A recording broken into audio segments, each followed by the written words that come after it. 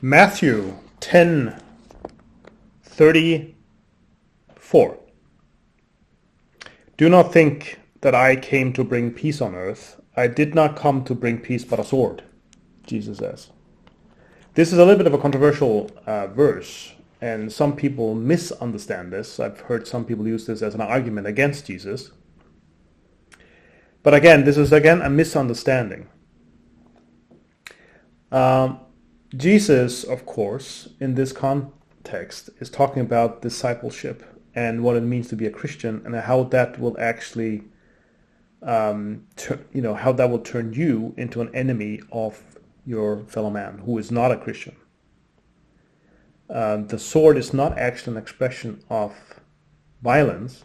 Well, not from your side. I mean, we know what Jesus' teachings are, right?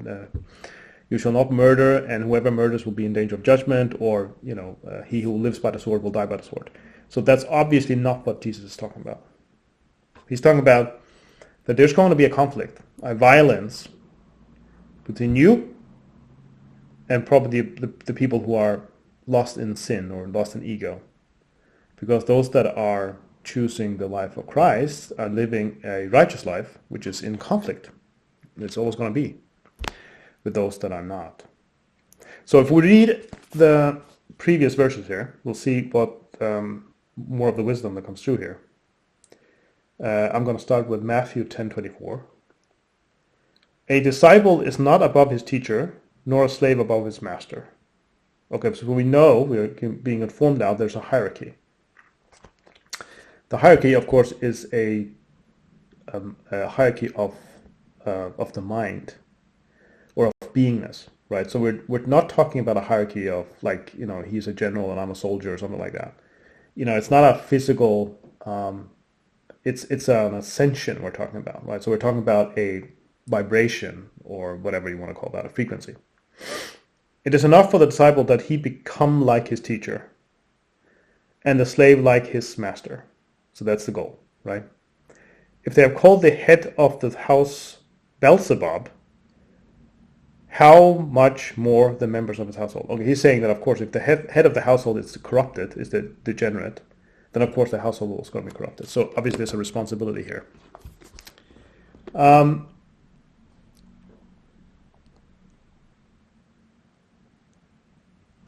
So basically, let's read further on here. This is Matthew 10:34. Do not think that I came to bring peace on earth. I did not come to bring peace, but a sword.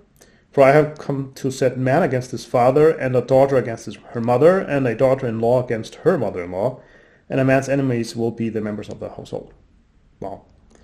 He who loves his father or mother more than me is not worthy of me, and he who loves son or daughter more than me is not worthy of me. Now, of course, this is not a narcissist talking about how you should, this is not Joseph Smith, whatever is, the prophet in the Mormon religion, right? It's not, I want you all to kiss my behind, right? And I want to marry everybody I want, or whatever. This is not a narcissist leading a cult. When Jesus talks about me, he's talking about, me and my Father are one. He's talking about the state of consciousness. He's talking about the state of being.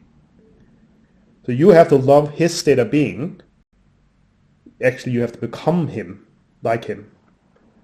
That's what he means. So if you don't have that desire, or you don't have that will, then you're going to be in conflict.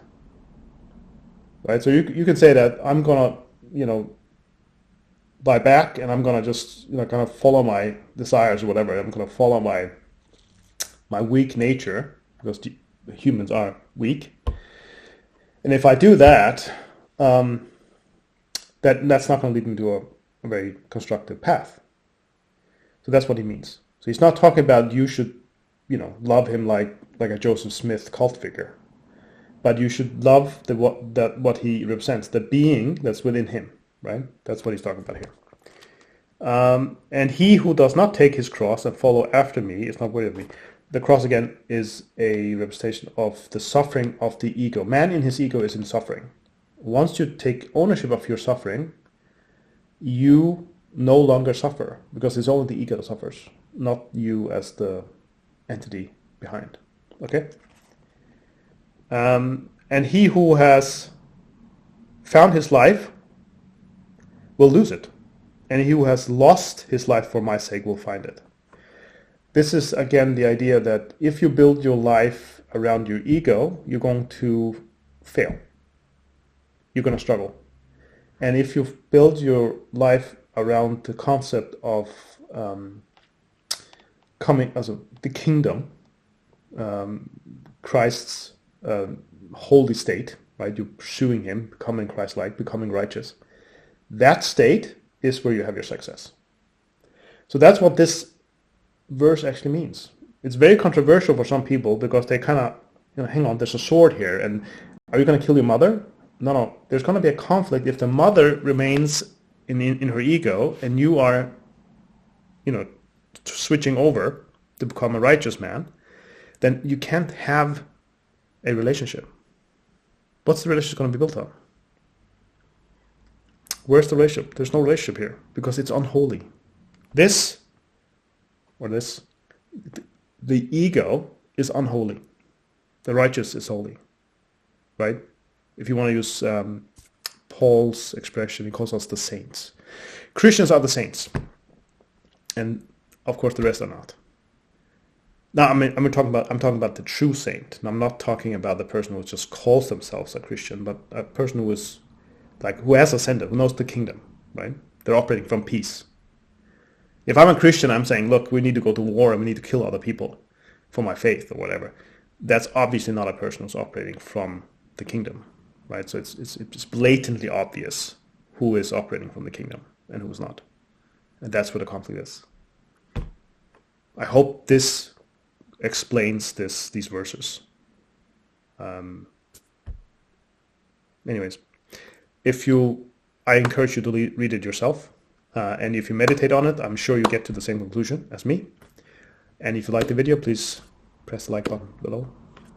Thank you for watching.